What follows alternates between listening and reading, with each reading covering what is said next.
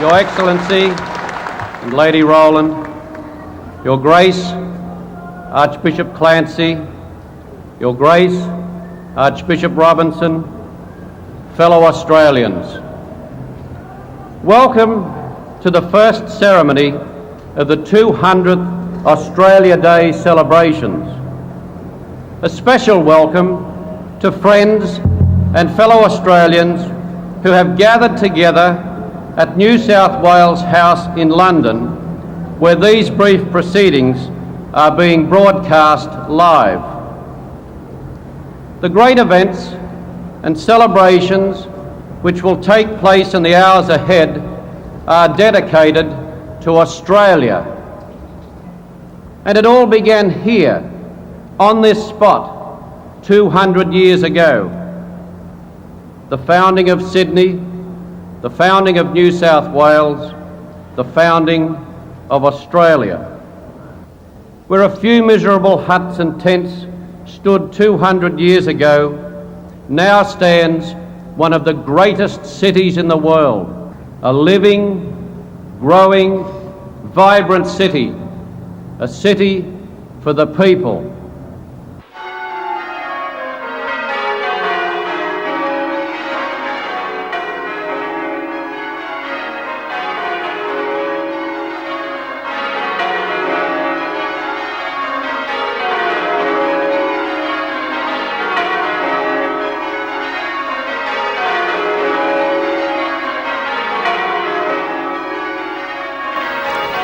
Well, a very good morning to you all, and that is the scene and very characteristic of it as we watch and wait expectantly on South Head, people wending their way in their hundreds and, well, thousands I may say, out to meet the First Fleet, who are in turn wending their way up the coast from Botany Bay, Kerry. Yeah, that's right. I don't know exactly where the First Fleet is right at this point, but I'm sure that all the crew and trainees on board and the sponsors are very glad to be coming up to Sydney Harbour, because of course all the action's been up here with the tall ships at Darling Harbour.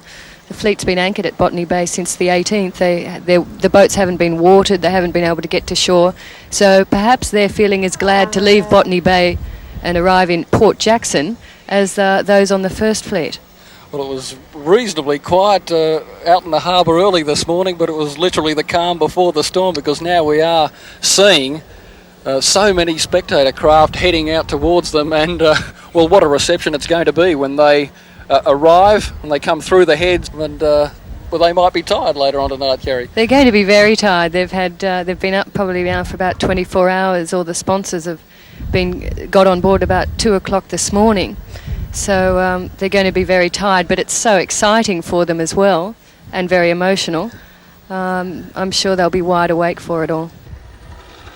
Yeah, it's so pretty out here at the moment. It's beautiful weather. Glad we got all the rain out of the road on the weekend. Do you think they could get a few more people on that boat? What's that? That's the Alma Dopel. That's Victoria's sail training vessel. It was re-rigged a couple of years ago. It's quite an old ship. All the ships of the First Fleet, of course, will be just as crowded. What's that one? And then it's the parade of 160, 50, 60, 80. It depends how many come out of the tall ships. You know, it must be such an exciting time for all the people all the crews of the tall ships, because I suppose they've never seen anything quite like this before. And they're all moored around the harbour at the moment, but they'll be led off in formation by the Young Endeavour later on this afternoon. And, well, they're still pouring outside the heads. But for the moment, from South Head, that's the scene, a very picnicky type atmosphere, the crowd building up. There's definitely a few thousand out here at the moment, and they're still wandering in on their bicycles. They've got their cut lunches and a bit of champagne, all very festive. Also founded in 1788 is Parramatta, 20 kilometres to Sydney's west. Well, while most of Sydney is heading for the harbour today, several thousand people have come out west to Parramatta to see a different kind of sailing that actually predates the First Fleet. Now today we're going to see a bit of ballooning history, because 21 hot air balloons are about to be launched from Parramatta Park, making the largest mass takeoff ever over a metropolitan area. It takes less than half an hour to unpack, inflate and launch each balloon. The first step is to fill it with cold air. Then the fan's turned off and the pilot shoots in long flames of propane to heat it up. When it's hot enough, the envelope swings up into position over the basket, ready for takeoff. And there they go. Today's Armada, the biggest fleet of balloons ever to fly over an Australian city, is carrying 38 paying passengers, as well as professional balloonists and VIPs. There's also a cargo of historical First Day covers to commemorate Australia Day. A mobile post office has been set up in Parramatta Park for philatelic enthusiasts. The largest of the balloon attractions this morning is this thermal airship in the shape of the Australian flag. It's 22 metres long and takes 77,000 cubic feet of air to inflate. Well, if all goes to plan today, we'll make history. First of all, it's the first official event for the bicentennial, and something like 2 million cubic feet of hot air will launch the birthday. So you'll see them all take off here, and as they take off, they'll rise like beautiful little bubbles, and then they'll just go in different directions, and they'll be looking for, from the time you go up, you're looking for a place to land. So it could be a field or a football playing ground, a schoolyard, wherever there'll be an empty space about an hour after they take off.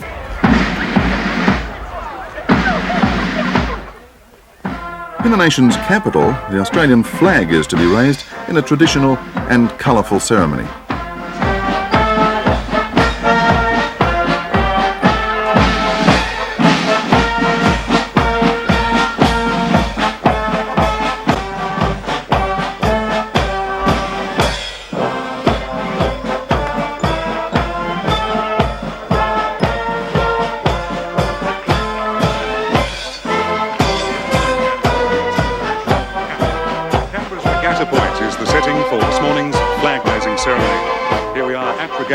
Overlooking Lake Burley Griffin on what promises to be a magnificent Canberra day.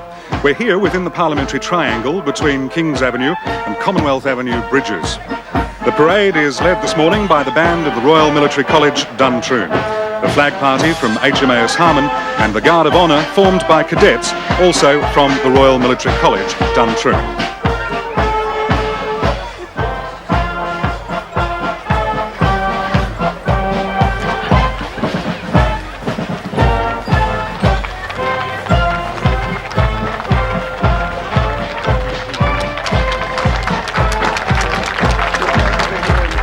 Ceremonial dressing of the Guard is taking place, and all is set now for the arrival of His Excellency Sir Ninian Stephen, the Governor-General of Australia, and his group, including two well-known Canberrans, the Honourable Fred Daly, a former Government Minister, and Mrs Marjorie Turbain, well known to those in the media in Canberra as the manager of the National Press Club.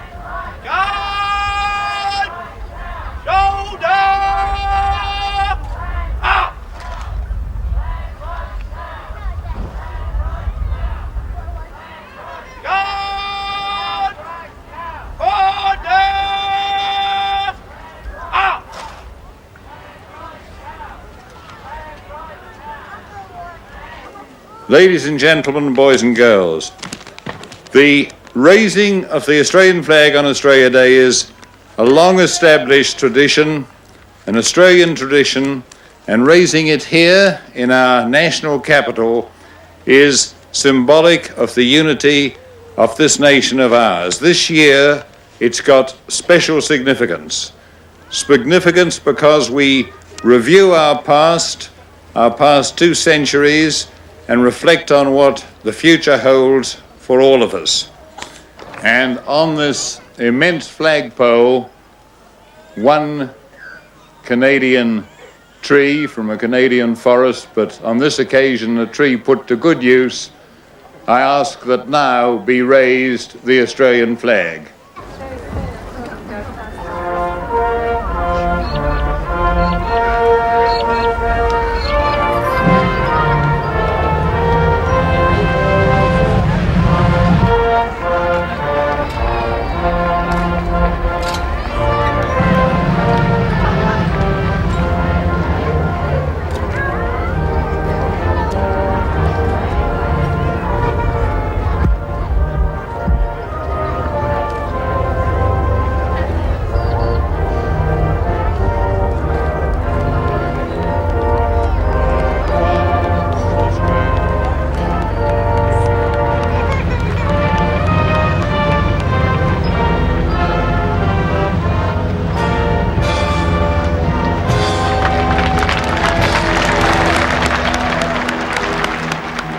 One of the hardest reenactments has been the first voyage of the Tom Thumb.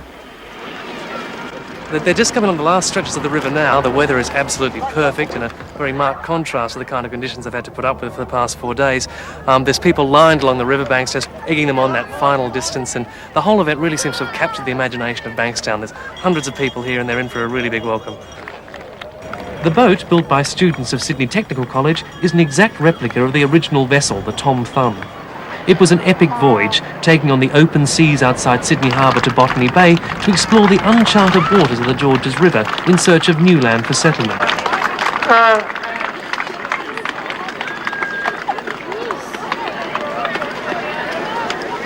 Harder, boys, come on!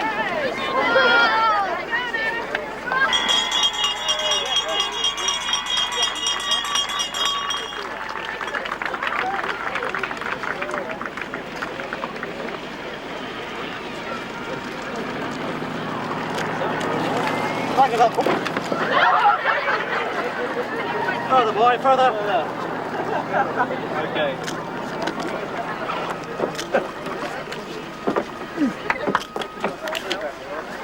Further, my boy, further. Jump it.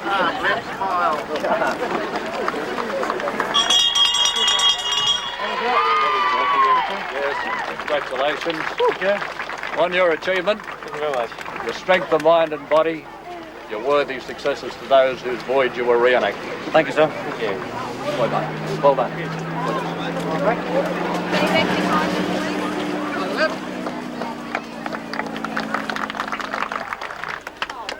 Thank you. Good morning.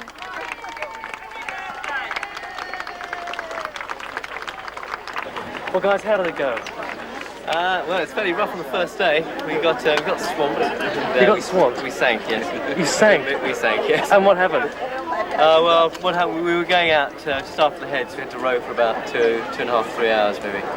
Then the wind came up quite strongly from the northeast, and we were running down sea. And then she just dived into one trough, and we didn't come up, basically. Yeah. So you would have had 2 days of almost constant rain.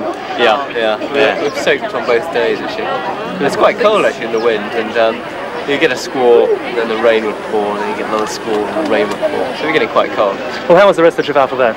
Oh, in the river, it was really quite pleasant, actually. And would you both do it again, all three of you? Next year, not today. Well, one final question. Even with all sincerity, you did have radios and life jackets and backup support. What do you think of Bass and Flinders now, who did the whole thing on their own without any help of support if something went wrong? Very intrepid, very adventurous, and very brave. Yes, very brave indeed.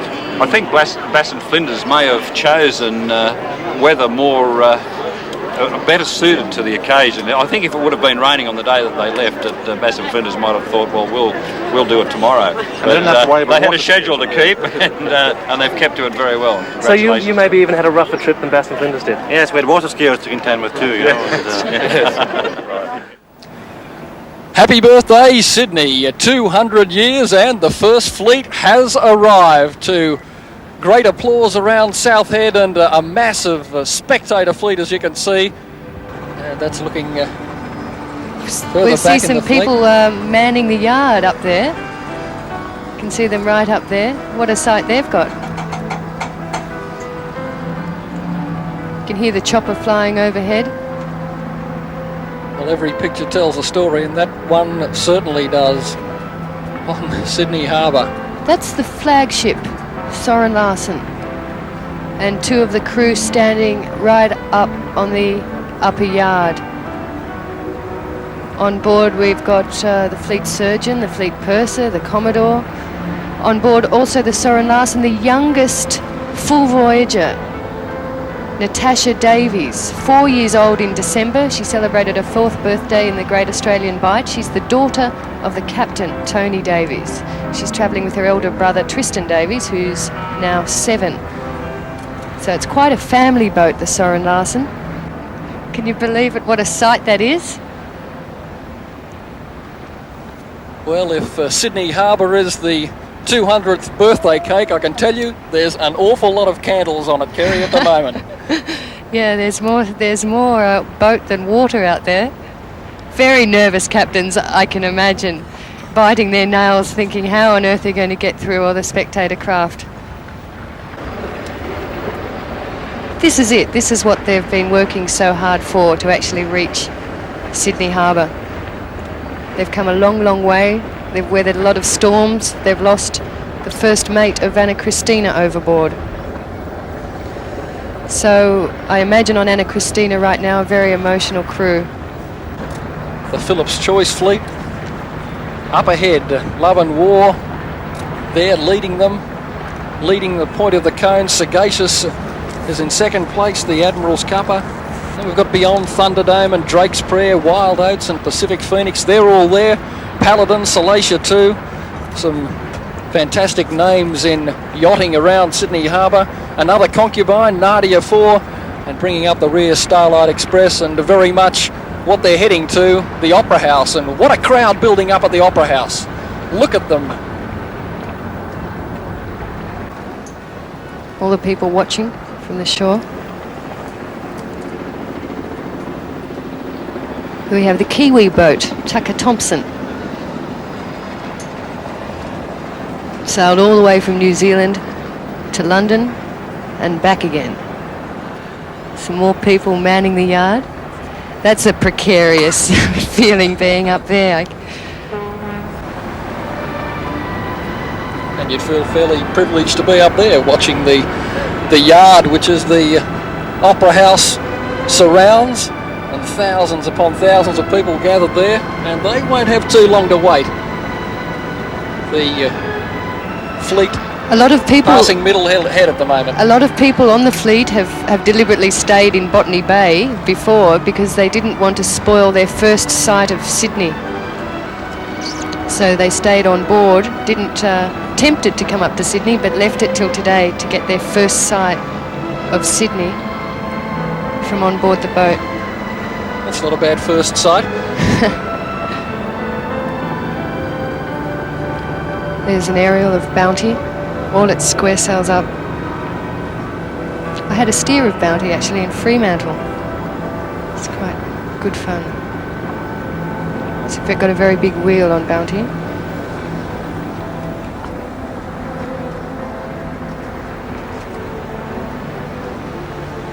Well, she looks a great boat, but she's a slow boat, you know. She is the slowest in the fleet. Where's Bounty? Where's Bounty? She was always about 200 miles behind. But still quicker than the 3 knots they averaged for the first fleet 200 years ago. Is that right, 3 knots? 3 knots. Bounty was about 3 knots a lot of the time. She did put her engines on. The foreshores looking out across the harbour. That's Eye of the Wind. Very luxurious boat below decks. A lot different from the ship that I sailed on, one and all, the Australian sail training ship, which was very cramped below. And if you can That's stretch the imagination a bit back 200 years ago, you'd see the Borrowdale perhaps and the Golden Grove sailing in alone. Alone. Well, not altogether alone. They had 9 companions in the form of the Sirius, the Lady Penrhyn, the Fishburne, the Charlotte, the Scarborough, the Prince of Wales, the Alexander, the Supply, and the Friendship. But even today, the most overwhelming feeling is that this is history. This is history right now in the harbour. I don't think there's ever been a voyage, except for the First Fleet, of course, but there hasn't been a voyage like this since then. Well, when do you think that hit home with the people on board? Was it straight away, do you feel, or perhaps halfway round, or on one of the longer legs, say from of how important a voyage it was? Yeah.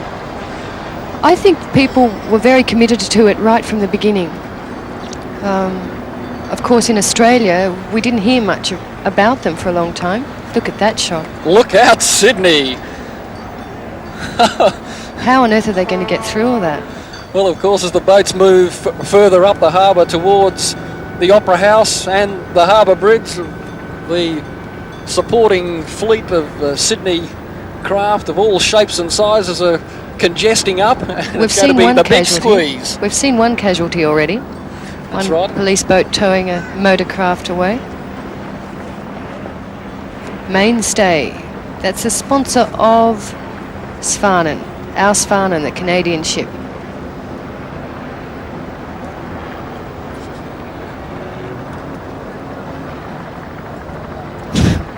All heading in the same direction, luckily. Forced to enter a line in. The order was a little different to the one planned, with the exception of Soren Larsen, the flagship, which was in fact leading the way. And where is the way, you might ask? It's fantastic. Bounty once again. Australia Post has been Bounty's sponsor, as you can see from the Australia Post flag. Late again? No, right on time today. Right on time. Today.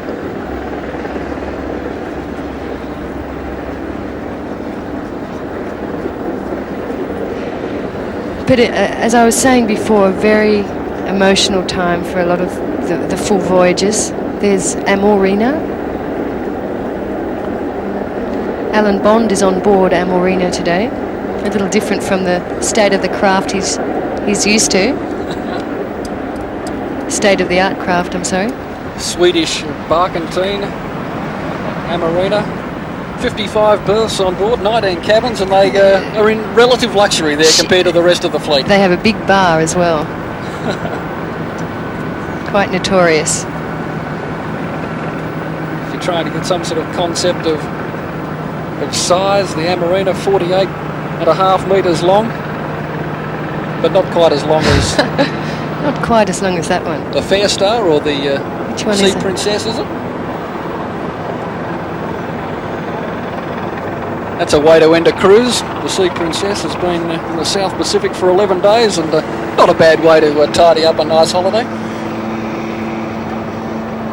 It looks very ordered in a way, doesn't it? I mean, there are lots of boats out there, but I think it's likely that they're quite calm conditions.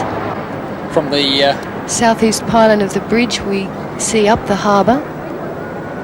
looking Where pretty are they? lonely down there at the moment on the water. They've got a shock in store. They're beautiful ships, aren't they?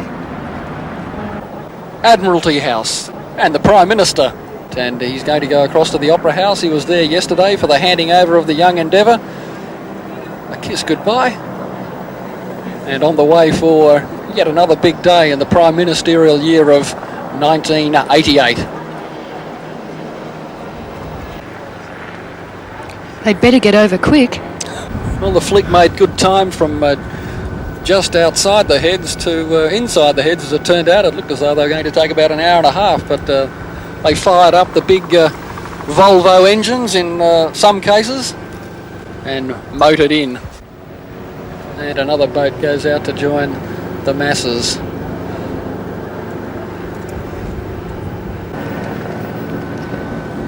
Well, we've seen the Prime Minister leaving Admiralty House, and he and Mrs. Hawke will be heading for the Man of War steps at Farm Cove, where they'll be met by the Governor General and Lady Stephen. Hoping that they actually get there before all of this arrives too.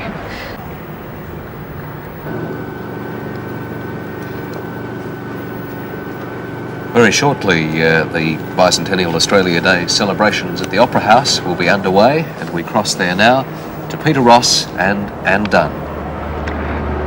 Good morning. Good morning again. And good morning to you. Thank you, Richard. It's a wonderful spectacle here. I'm sure we'll have to be rather sparse in the use of that adjective, but the first impression, of course, which is the strongest one, is of colour and of extraordinary brightness and lightness in the air, and some of those wide shots which you'll see later on out at the heads of Port Jackson will show you the size of the flotilla of aircraft, of sea vessels, and of course there are, yes, well, there we have that giant flag, and Port Jackson is very much alive this morning. There are a large number of invited guests seated in the forecourt of the Opera House here.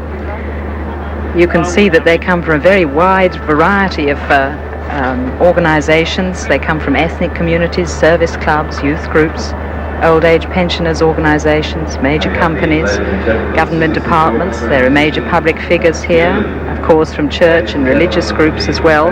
There are representatives of every local council in New South Wales here, and of course all the professions, the representatives of professional associations. You had diplomatic corps representation and representatives of foreign governments, also of political parties. This is called a celebration of Australia Day, a celebration of a nation. Quite a number of titles for it. It really is the big set piece for the 26th of January 1988. Now, the Prime Minister is on board this boat that's come from Admiralty House, and he'll be shortly arriving. So we have some clouds, you see, but it doesn't look at all threatening, even though it's a little grey. Now we see the Heritage Guard coming into position for the arrival of the royal party. Yes, and what a sight that is too. That's wonderful. Now the Heritage Guard is made up of 108 soldiers and sailors in historic costume. You can see the historic costume there of the 30 Royal Australian Navy sailors wearing the naval uniforms worn at the time of the First Fleet. Except they didn't have shoes in those days. That's true, they didn't. Now the Australian Defence Force Guard, of course, members of all three services, the naval contingent from HMAS Narimba. Sometimes known as the Tri-Service, if they don't much like the expression. Wonderful sight. The Army contingent from the 3rd Battalion, the Royal Australian Regiment, an airborne infantry role, and the Air Force component of ground crews from various units around Sydney.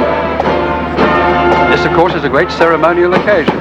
It's a heaven-sent opportunity for regimental showing off, if you like, and the crowd, we all respond to it so quickly. And the Royal Australian Navy Band.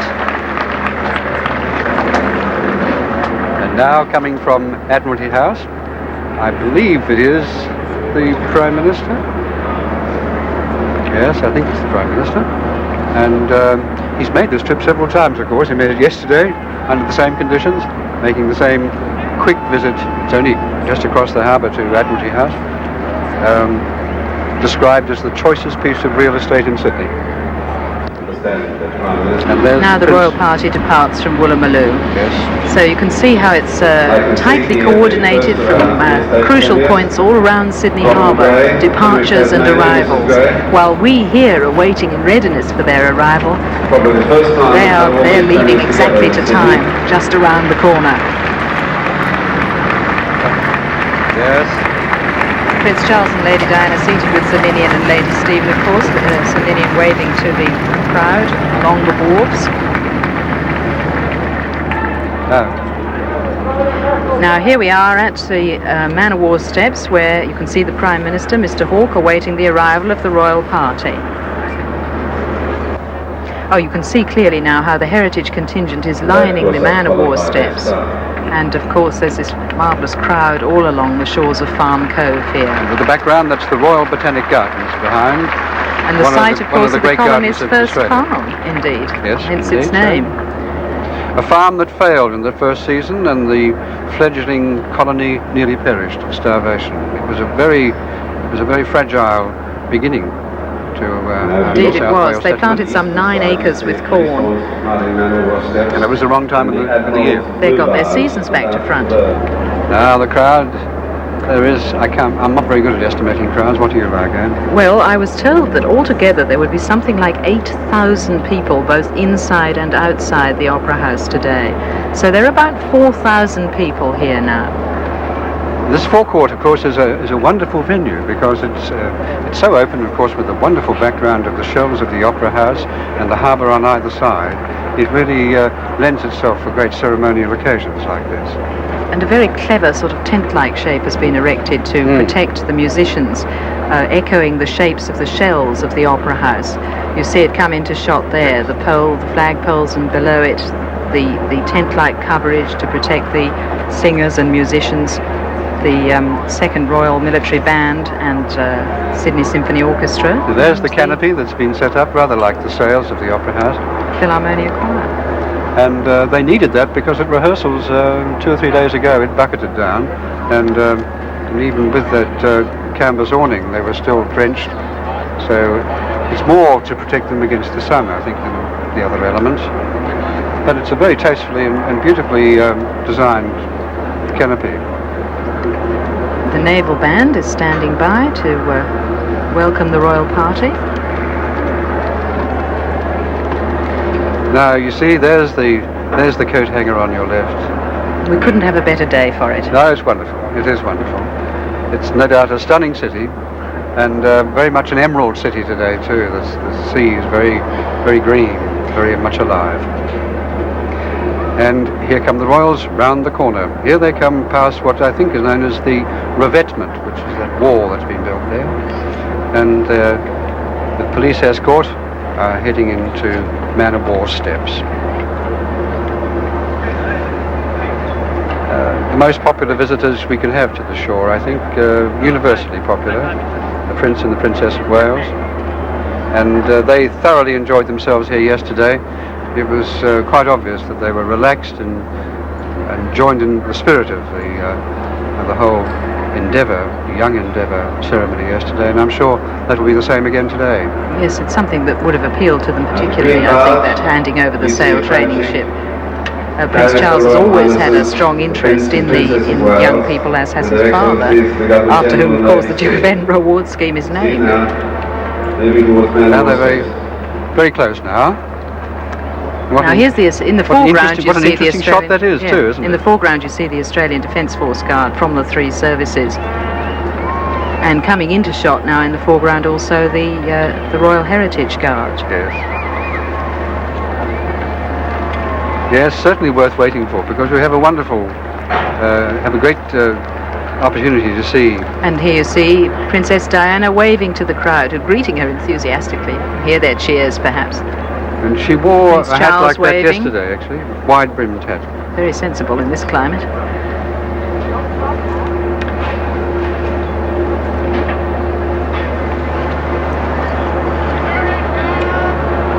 So our royal visitors have arrived, or practically arrived, safe and sound at the steps.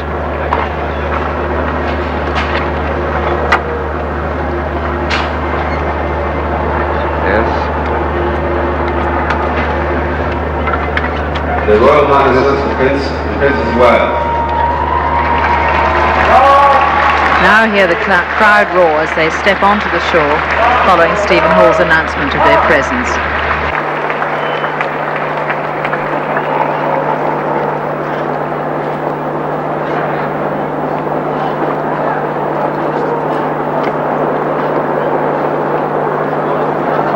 There are the inevitable greetings to be carried on, and Prime Ministers to be met and re-met over and over again.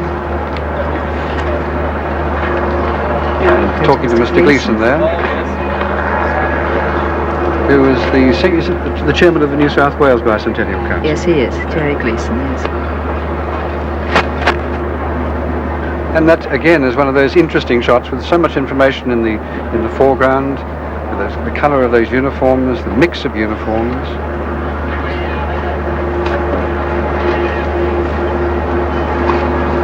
The royal in the party. foreground there, yes, a member of the Heritage Guard in the uniform of the Marines of the 18th century, late 18th century Marines, the tricorn hat, red jacket and white facing.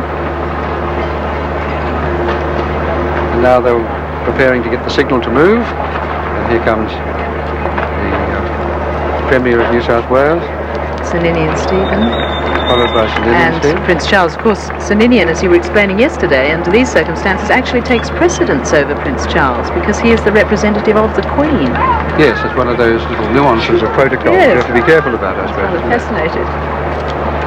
I'm sure it doesn't miff Prince of Wales. Amongst the members of the Heritage Guard, we saw the New South Wales Corps. Yes. Came to be known infamously as the Rum Corps, of course. Indeed.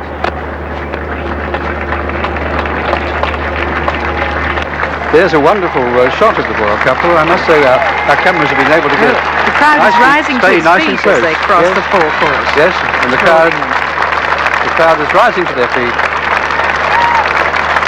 See the flags waving in the foreground. They're spontaneously standing and applauding as they cross in front of the Royal Defence Force Guard. Come onto the dais. They're moving forward a little bit. They're a little cramped there for a while. Now they'll be taking their upper position in front of 3 flagpoles here, and in the course of the royal salute, 3 standards will be broken, that is, unfurled, and waved free in the breeze. They're the personal flags of the state governor, Sir James Rowland, the Governor-General, Sir Ninian Stephen, and the personal standard of Prince Charles. Now we'll stand by for the royal salute. There go the flags.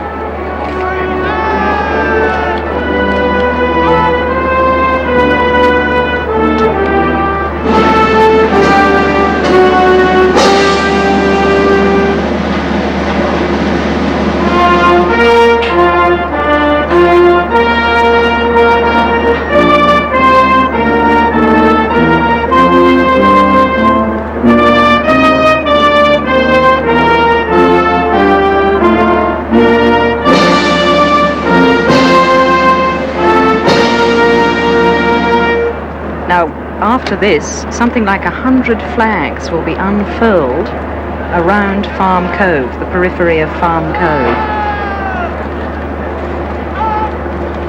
And there's the crowd that has been waiting here patiently for many hours for this ceremony. And there, as the cameras pull back to reveal what is really one of the great and wonderful buildings of this world. There the Royal Highnesses are moving forward with Sir James Rowland. Accompanied by Sir James Rowland, yes.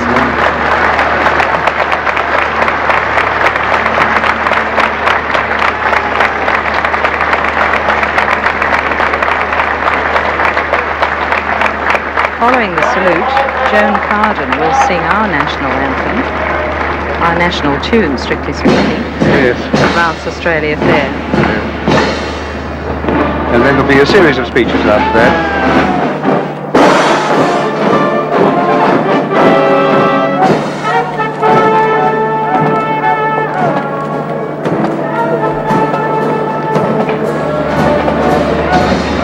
Now the guard is marching off, and so a big hand. the Royal Highnesses are preparing themselves and putting the order of service, as it were.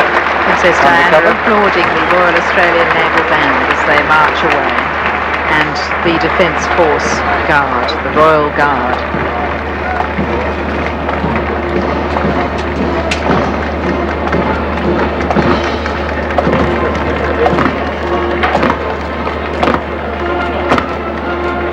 There must be some glare off the forecourt, I think, as Princess Diana has put on her sunglasses. It used to be that members of the royal family didn't wear sunglasses. What a stickler for tradition you are, Peter. No, I'm not. They were.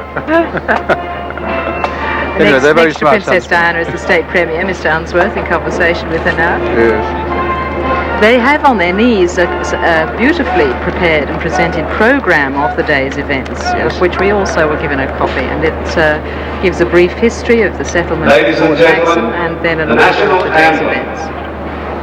The national anthem.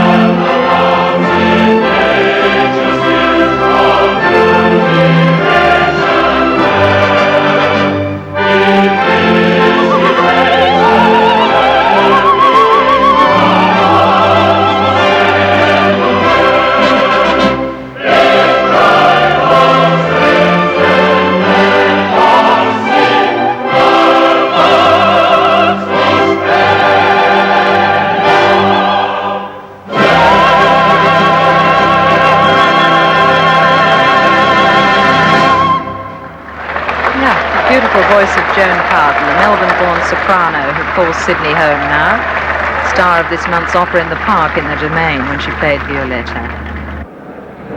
Ladies and gentlemen, please join Joan Carden, the Sydney Symphony Orchestra and the Philharmonia Choir as they sing the bicentennial hymn, Lord of Earth and All Creation.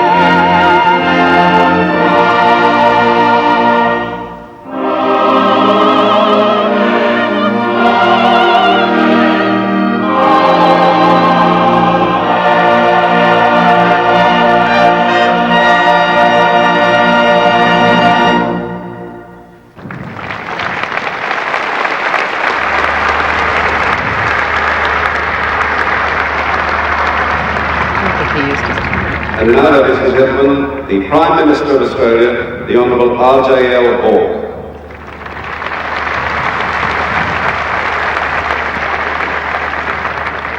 Your Excellencies, Your Royal Highnesses, Premiers of the States of the Commonwealth, distinguished guests, ladies and gentlemen, boys and girls. We begin these celebrations today in no spirit of boastfulness or of national self-glorification. This is a day of commemoration. Even more important, it is a day of commitment. Commemoration of the past, commitment to the future. But my fellow Australians, today I use the word commitment in a very special sense. For our commitment to Australia is in a very real way the quality which best defines what it means to be an Australian in 1988. For let us ask ourselves on this day of all days, what is it that links us in this generation with the generations that have gone before? It is not only the fact that for the past 200 years and to this day we have been a nation of immigrants. It is not only the fact that we share together this vast continent as our homeland. It is not only the shared inheritance of all that has been built here and achieved here over the past 200 years. And it is not only the common bond of institutions, standards, language and culture. Indeed, in today's Australia, our very diversity is an ever-growing source of a richness, vitality and the strength of our community. In Australia, there is no hierarchy of descent. There must be no privilege of origin. The commitment is all. The commitment to Australia is the one thing needful to be a true Australian. And today, my fellow Australians, at this historic place and at this historic hour, let us all renew that commitment. Our commitment to Australia and to Australia's cause, the cause of freedom, fairness, justice and peace.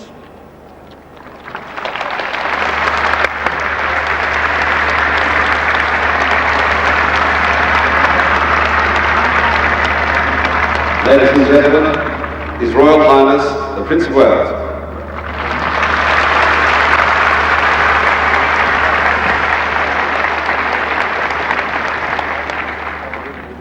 Your Excellencies, ladies and gentlemen, my wife and I are delighted to be able to return to Australia at this very special time to celebrate with you your nation's bicentennial. It is a historic and splendid occasion for all of us, not only here in Australia, but all over the world, and not least in the United Kingdom. The modern nation of Australia began here 200 years ago today. They were harsh beginnings, and the people who were sent here against their will had little cause to rejoice. And all that was just yesterday. As history goes, 200 years is barely a heartbeat. Yet look around you and see what has happened in that time. A whole new free people. The people of a whole new free country, Australia. If it takes regular visitors from an old country to help you decide whether you should be celebrating or not, my wife and I will be glad to be of assistance.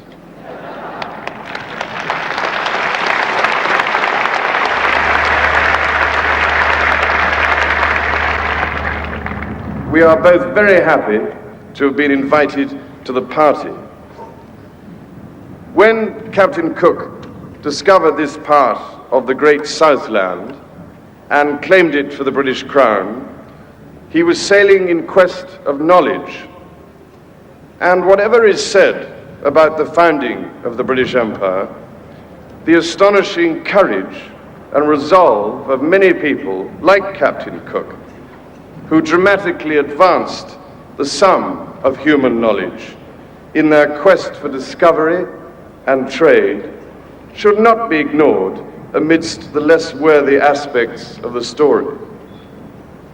But as still happens today, when knowledge is invariably examined for its less exalted applications, King George III's ministers fairly soon saw the practical possibilities of a place where inconvenient people could be transported and forgotten.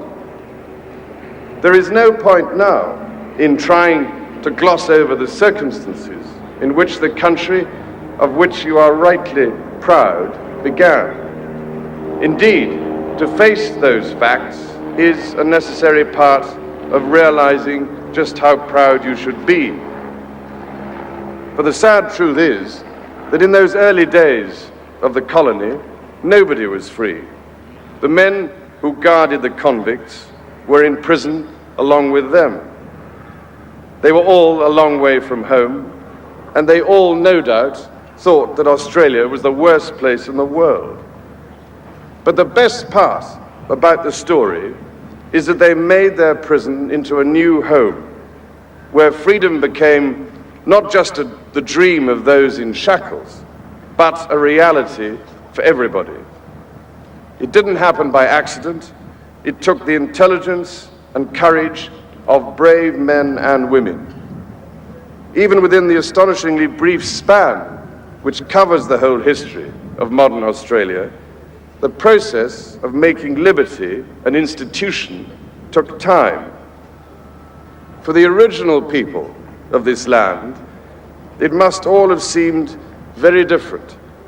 And if they should say that their predicament has not yet ended, it would be hard to know how to answer, beyond suggesting that a country free enough to examine its own conscience is a land worth living in, a nation to be envied.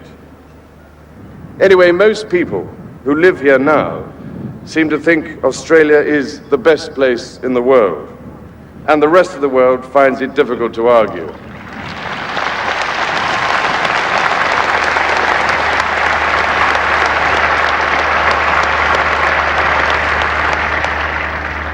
By now, almost every country on earth is the old country to some family in Australia.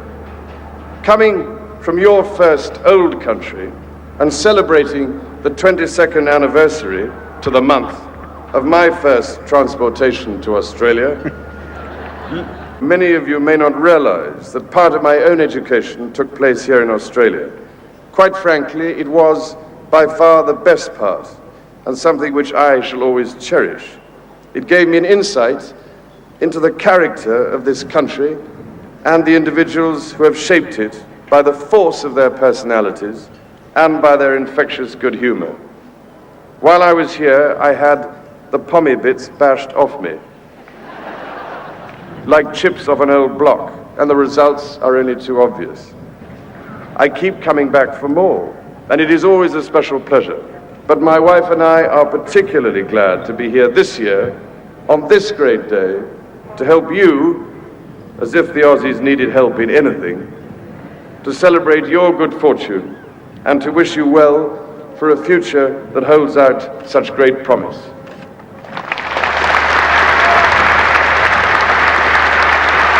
His Royal Highness the Prince of Wales.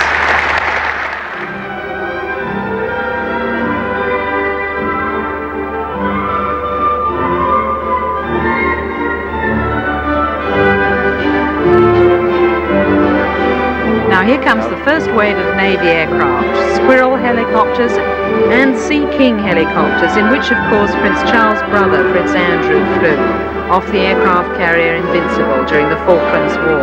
Yes, they were very much the star performers in that conflict. Well, they play an extremely dangerous role because they literally seduce incoming missiles away from the ship by tilting their rotor blades to interfere with the radar.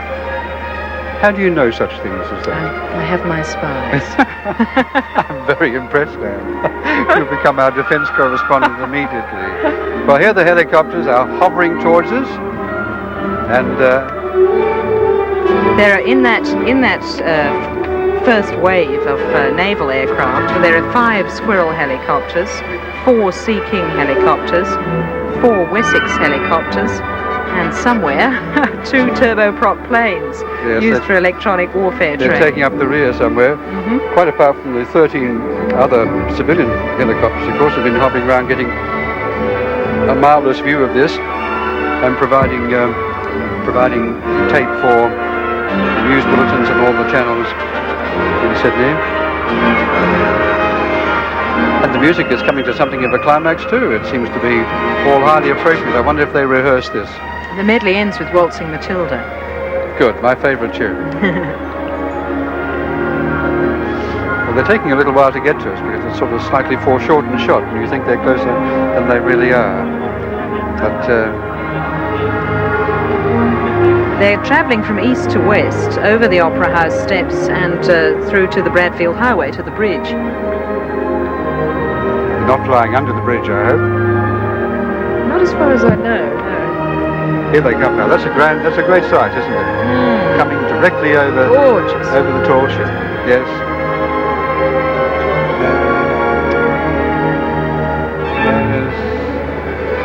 There's a change of mood with the music. I'm sure they've rehearsed all this.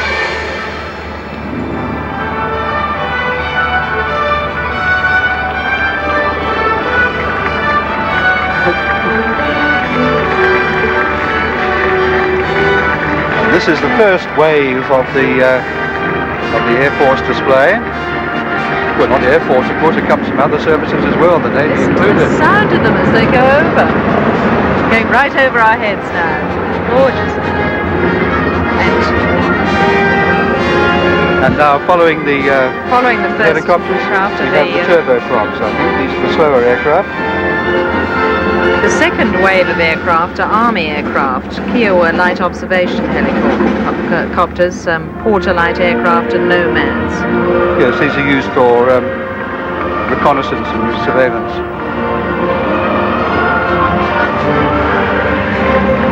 We can hear the drone of them as they approach. These are slow the orchestra aircraft. launches into Rule Britannia. Don't know that's entirely appropriate for these aircraft. Well, they're joined at this point by the Philharmonia choirs. Now, these are the light aircraft, obviously, the Nomads and the Porters of the Army. We'll have to speak up a bit, I think, Anne, in a moment. In fact, the whole commentary position seems to be shaking here at the moment.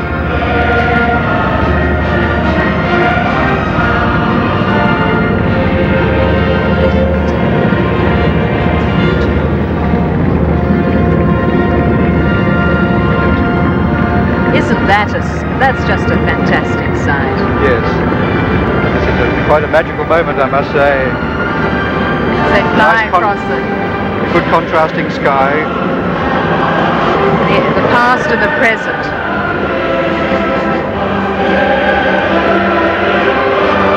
And the stirring patriotic song in the background from the Philharmonia Choir and the Sydney Symphony Orchestra. There's something like 200 singers there today, combining the Sydney Philharmonia Choir and the Motet Choir.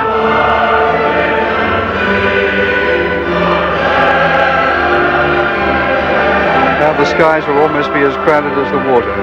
The final wave of the flypast are 120 RAAF planes. They'll fly past in 4 waves, starting with the slowest aircraft and ending with the fastest, which means it'll get louder and louder as they go by, of course. Indeed so. So we'll be ending with Mirage jets and so on.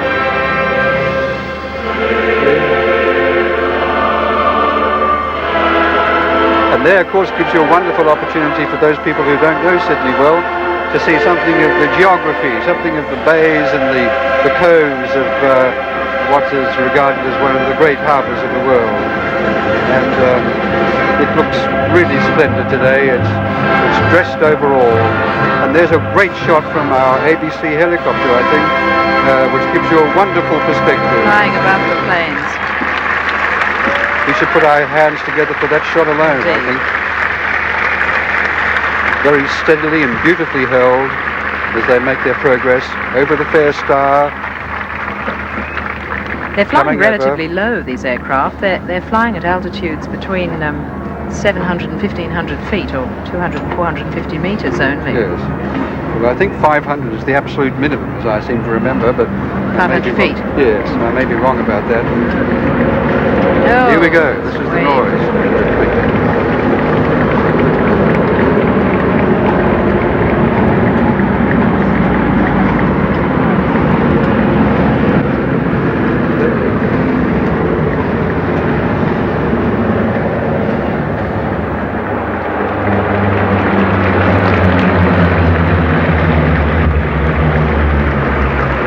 I guess half speed there, because it's only half the noise I anticipated. There they go.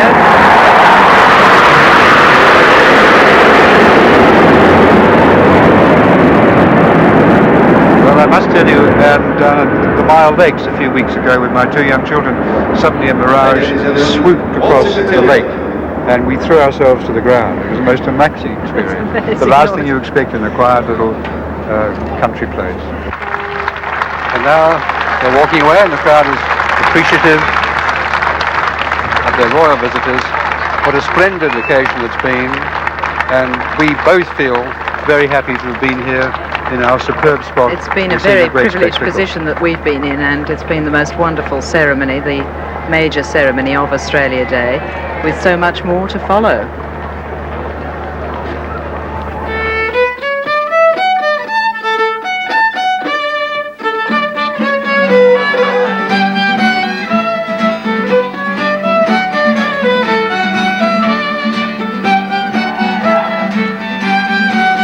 And as the dancers jig and reel in Sydney Centennial Park, the celebration of the nation continues around the country.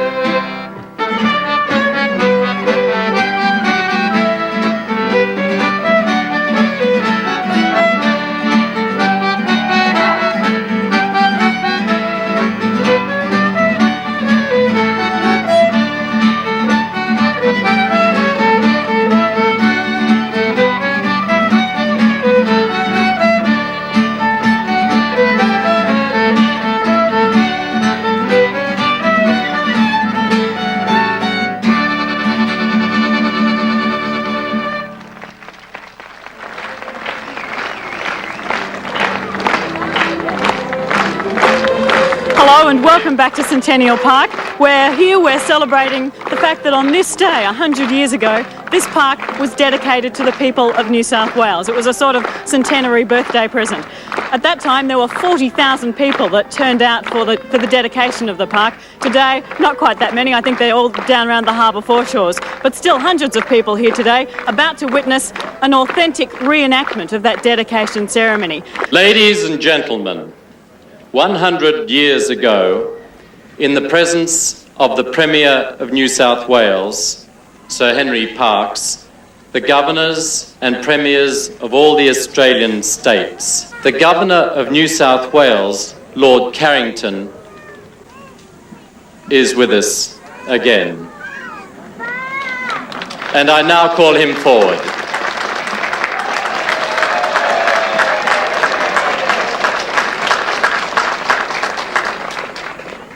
My lords, ladies and gentlemen, I have now great pleasure in declaring that this great park is dedicated to the enjoyment of the people of New South Wales forever.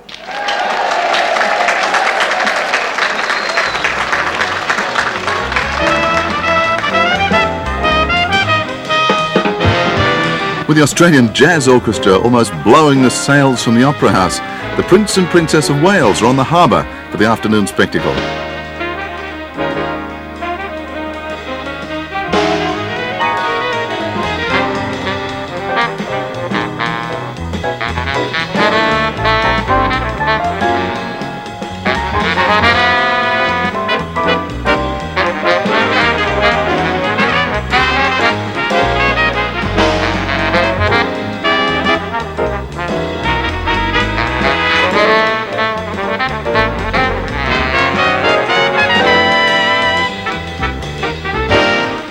Clouds of balloons fly towards the bridge as Britain's bicentennial gift to Australia, the Young Endeavour, leads the parade of tall ships down the harbour.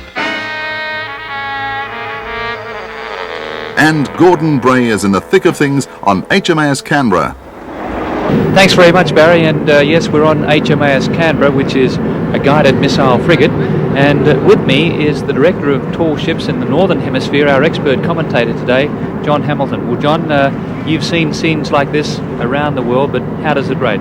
Oh, it's got to be the most exciting one I've ever seen. I don't think I've ever seen so many craft on the water, and I'm happy to say, behaving very well indeed too.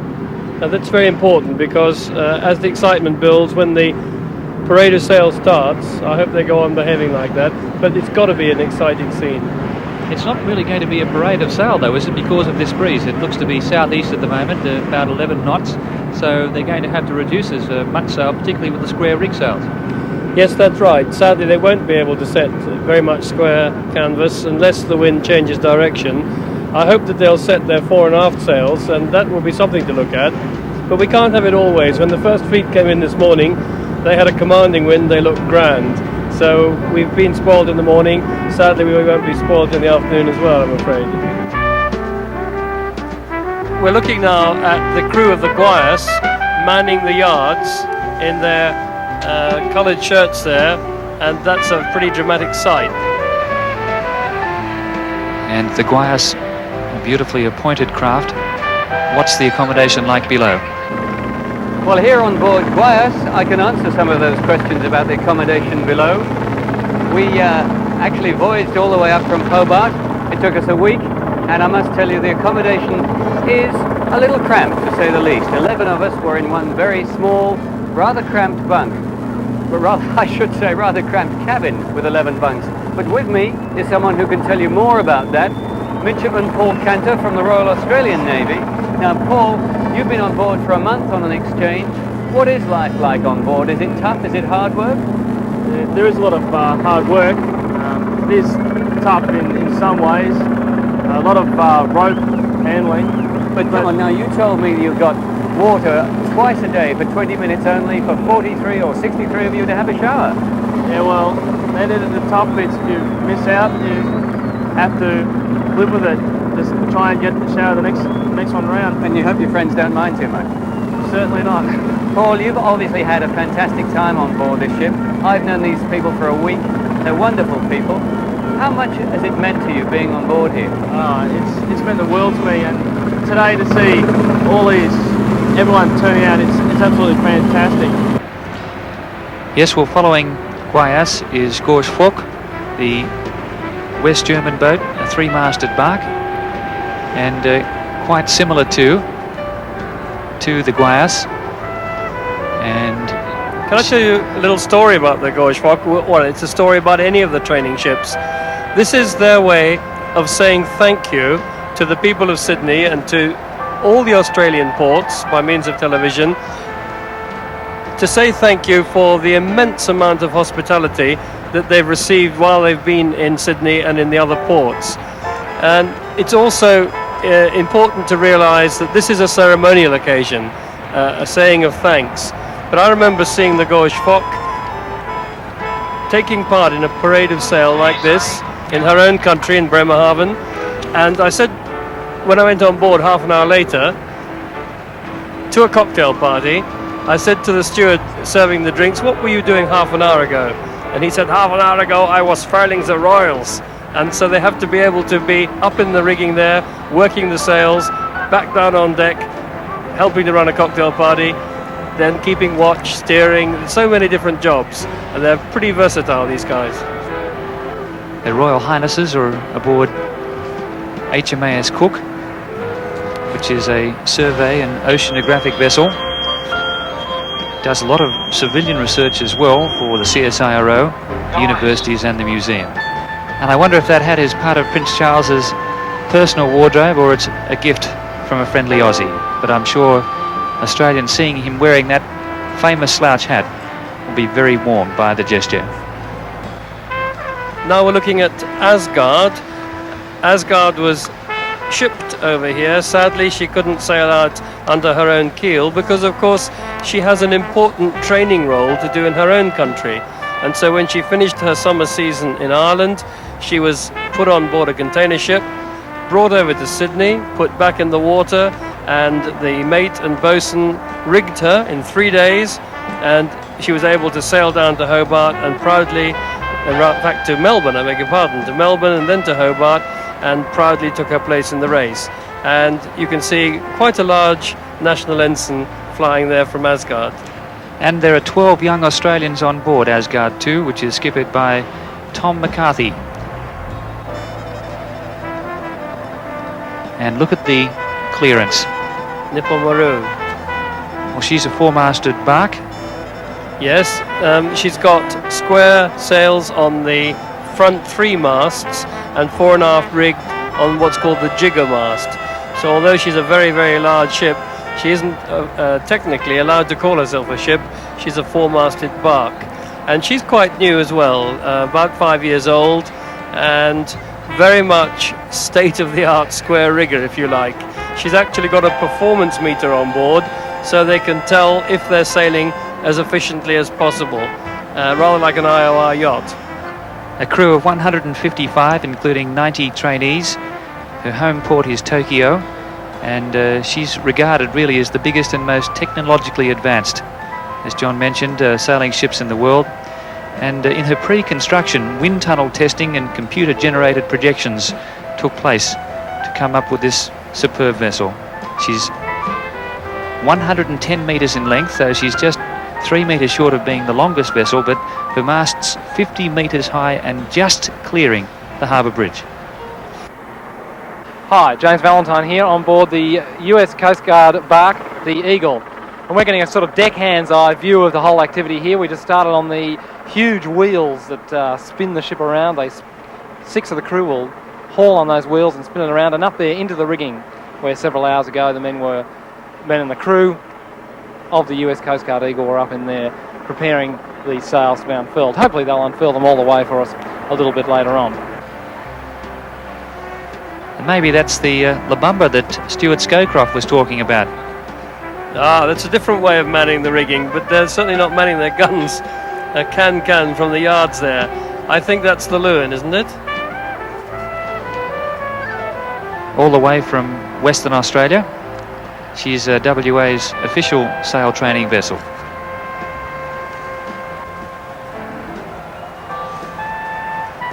That's a beautiful shot there of the Nipple Maru. You can see the 4 1/2 sail.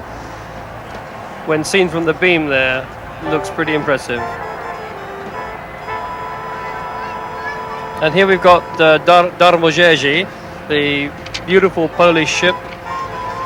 Her maiden voyage was the Karisak Tall Ships race in 1982.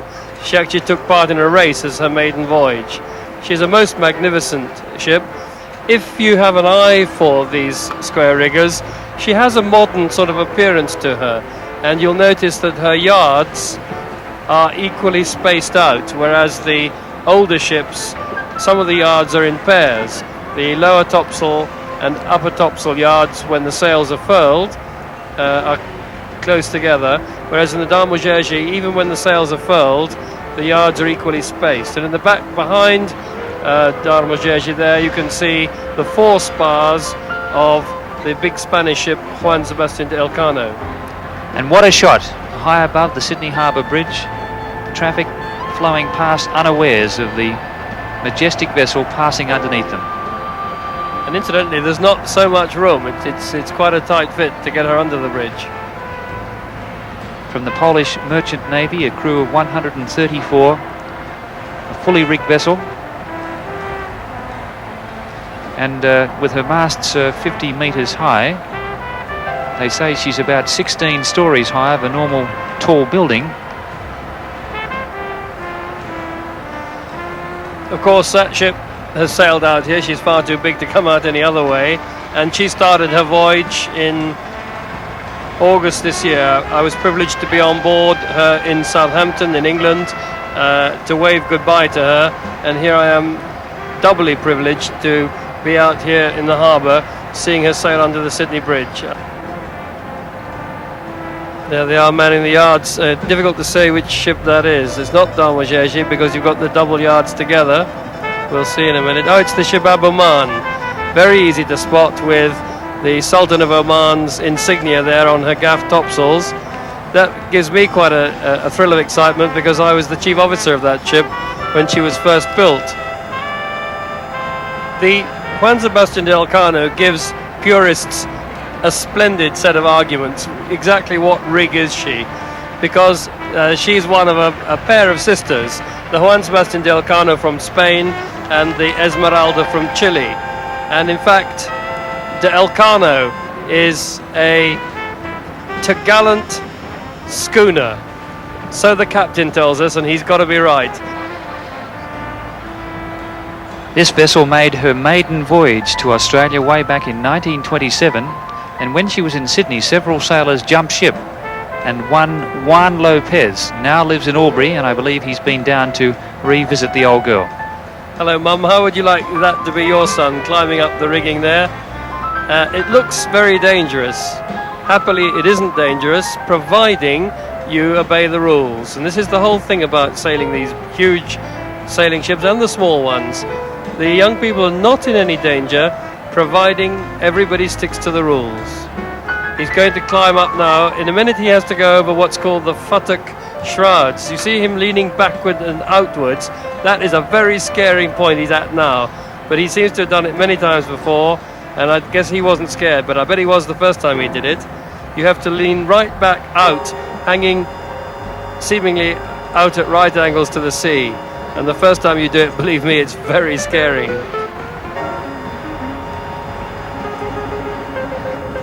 So the three-masted bark Eagle, square rigged on all masts except the aftermast, formerly a German Navy vessel, seized by the Americans in 1946 as war reparations, 139 trainees on board and a quarter of those females.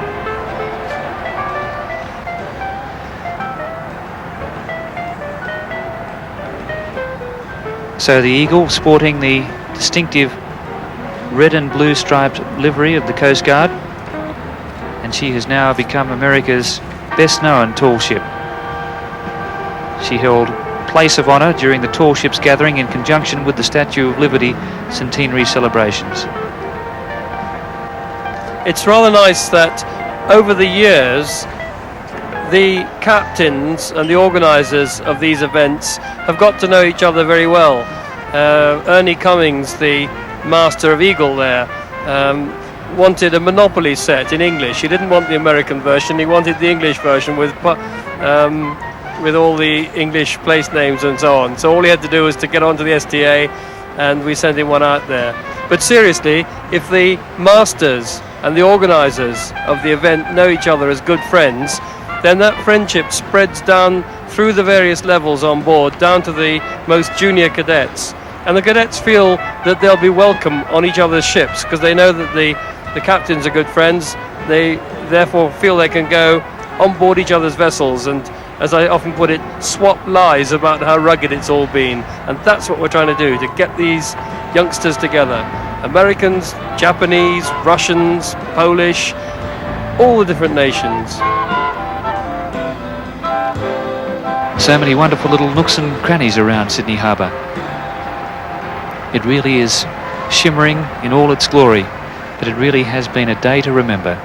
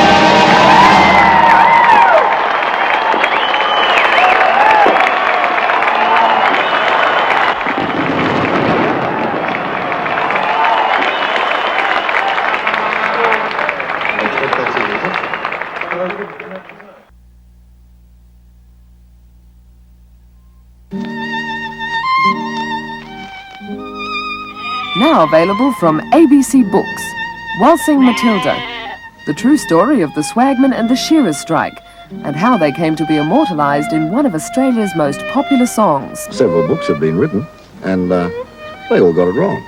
And furthermore, they even said that Banjo Patterson didn't write the words, and somebody else wrote the music.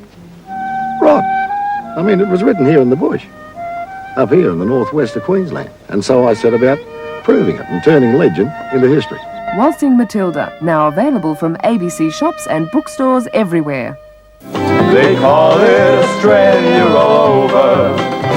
G'day, this is Australia All Over. I'm Ian McNamara, and g'day Cloncurry and Sojuna and Cootamundra, and here's our favourite song. Oh, I made 100 in the backyard at Mum's.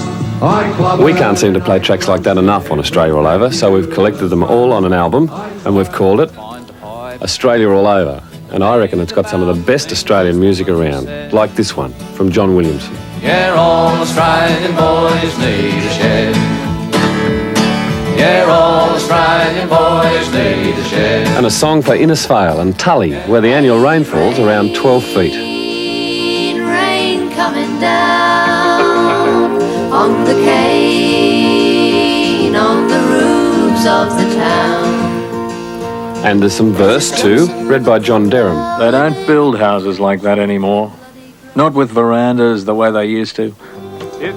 Get hold of Australia All Over from ABC shops and record stores everywhere. Or you can order by dialing this number, 008 02 3333. It's a free call, all over Australia. Well, I love it. Australia All Over. You'll be mad if you miss out on it. When England played their first ever cricket match in Australia in 1862, 6,000 fans were expected. 20,000 turned up. The story of cricket in Australia.